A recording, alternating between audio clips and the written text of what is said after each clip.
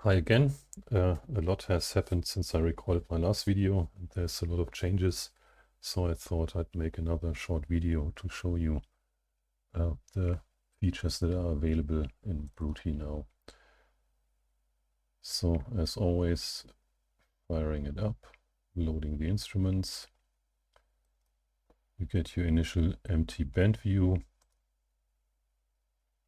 I chose a simple MIDI file for this demonstration, which is it's a nice hit from back in the days. Of course, you can always use the default mapping to start with something.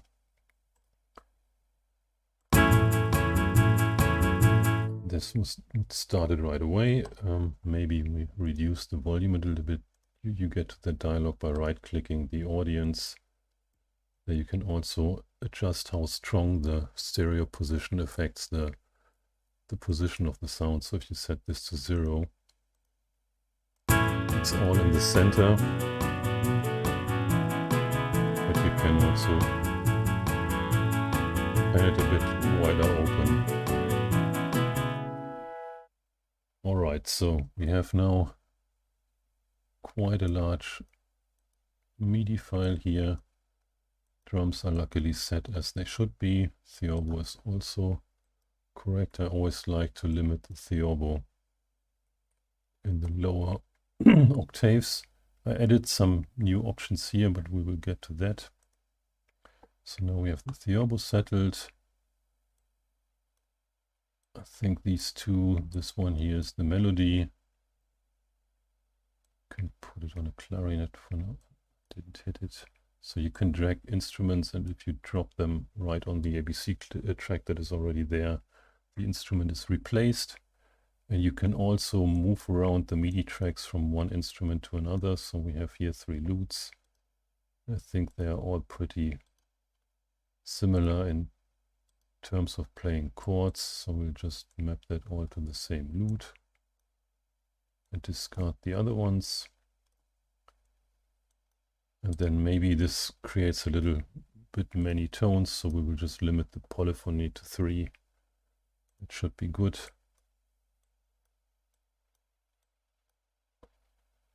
Let's see where we are now. This is a permanent chord here. Let's put that on the pipgorn. Pipgorn is always nicest in the lowest octave.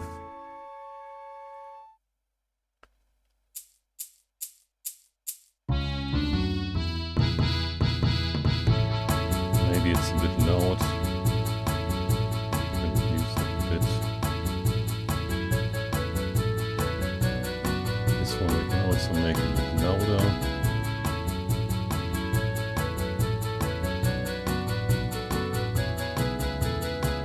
Flute here is some kind of a background sound. So maybe we'll use a student fiddle for a specific reason, but I will get to that. The student fiddle, of course, plays only tones in the upper 2 octaves, so we can just limit that there.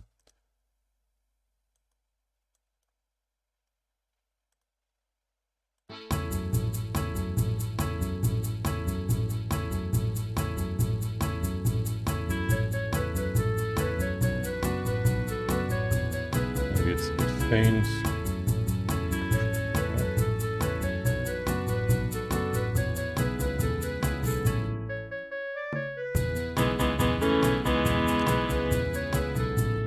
Two horns is maybe also not the best choice, so you can just replace that, which is already much nicer.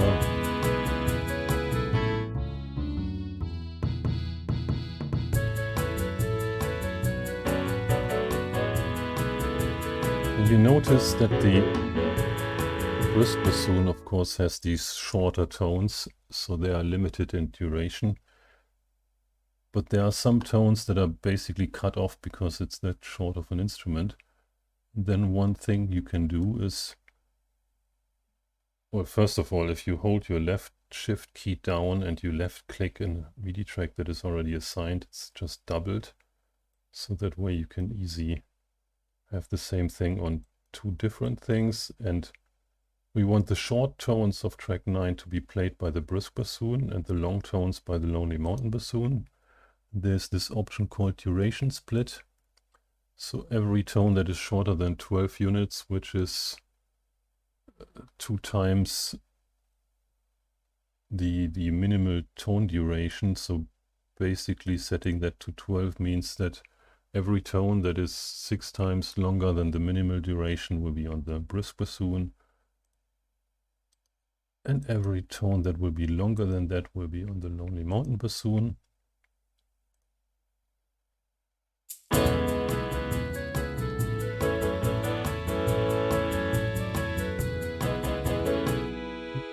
could only play these two tracks. And you hear it better. So it's seamlessly switching between these two. You can mute an instrument by holding down the left control key and then clicking an ABC track. And if you hold down Control and Shift, it will mute everything else apart that one instrument.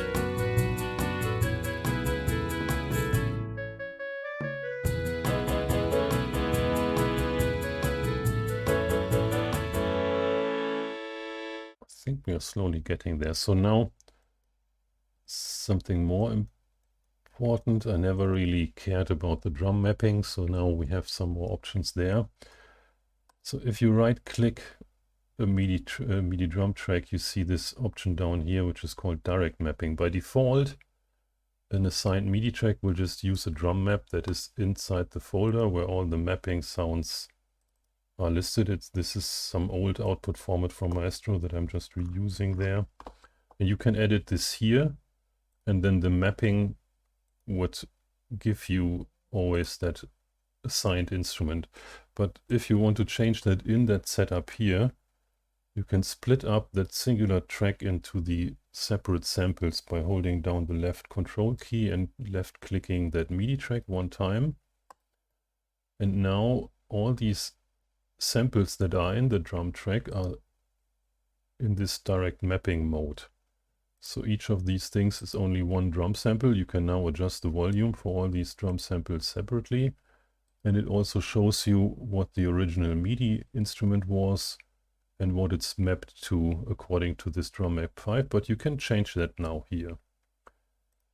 And you can also move these things to other instruments. So for instance, we have here the rim shot, which might be a nice sound to be played on the student fiddle, because the student fiddle has these extra sounds in the lowest octave. So if you go on the mapping, the direct mapping for a student fiddle, you get a different dialogue. So there we take the knock sound. And just to demonstrate.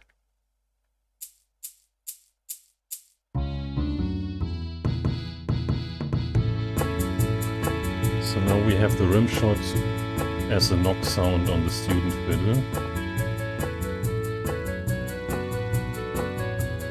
Or maybe the melody is not loud enough, but this is more to demonstrate. So we had this duration split thing, we had the way to handle separate drum samples now.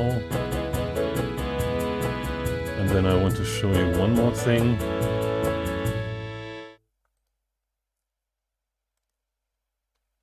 So for instance, if you just want to boost the bass drum, which is typically the 36 in the MIDI, which is mapped to bass open, you hold down the left shift key, you left click that track, then it's doubled. So we have this one again. So we can just take another sample that is being played every time the bass drum is being played. We could just use one of the bass slaps. And that should boost that thing. So every time now the bass drum comes, there's actually 2 drum sounds being played. So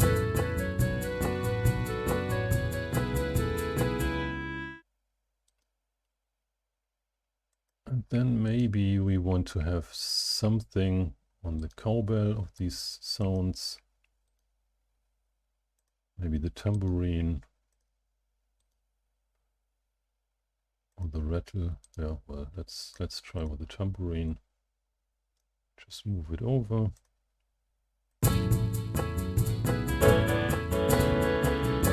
Don't know when that is played, so maybe we should take something else that is played more often. Some hi-hat sound maybe. Or you can go wild with this. So there's a rattle short. Maybe that's one that could be good.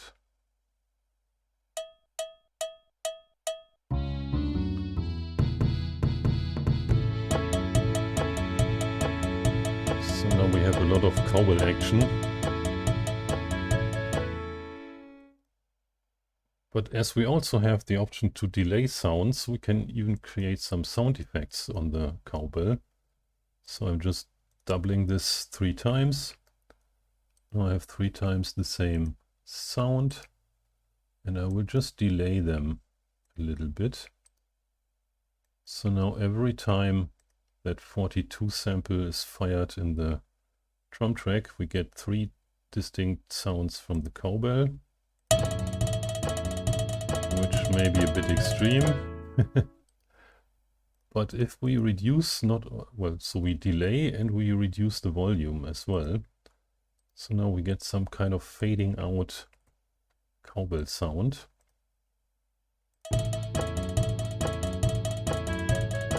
Maybe the third one is a bit too much.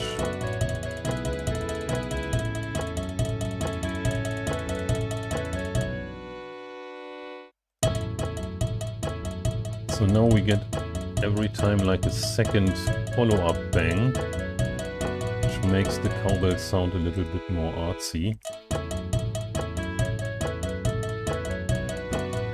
And you could even go wild, you could construct sort of even more complex sequences. So now we map it also on a cowbell, maybe with a little less volume loss. Maybe that's a bit extreme.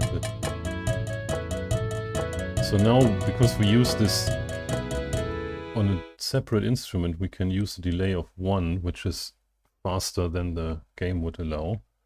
That creates maybe a little bit of an extra sound. So you can see now we can really map percussions to those student fiddle samples.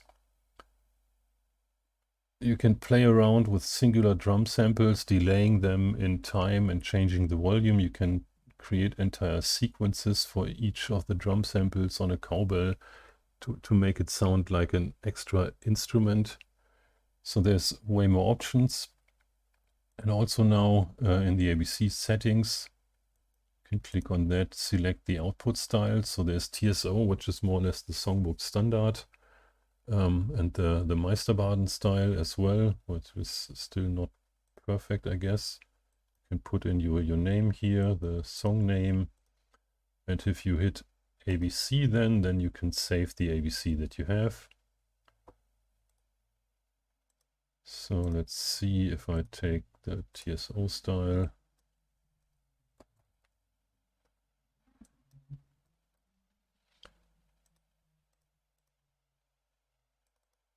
So we have it saved.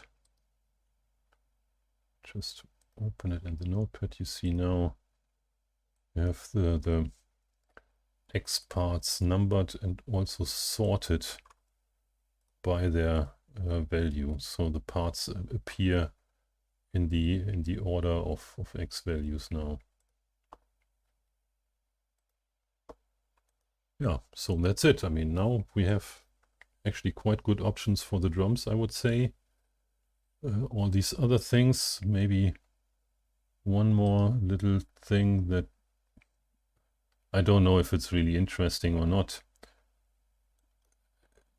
You can break up long tones into smaller ones with the frequency. So if you take this to a triller of 2, that breaks up every melody tone into lots of tones with a minimal tone duration, which will make this sound a little bit weird.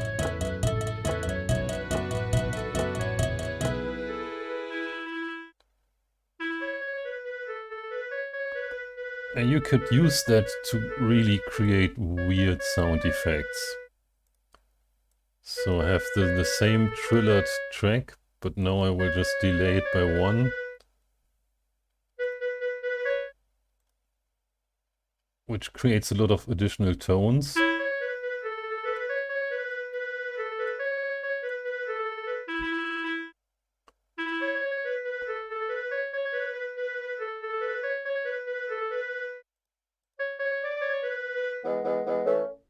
Yeah, well, if you add parts, the muting is still getting confused. That's something I still need to sort out. But you could really create something weird. And the benefit of this OpenAL version now is that this is already what you can expect in the game, minus the lag. So, yeah. If you have any inputs, anything that I should change, make better to make it maybe more useful, please free to add it in the comments.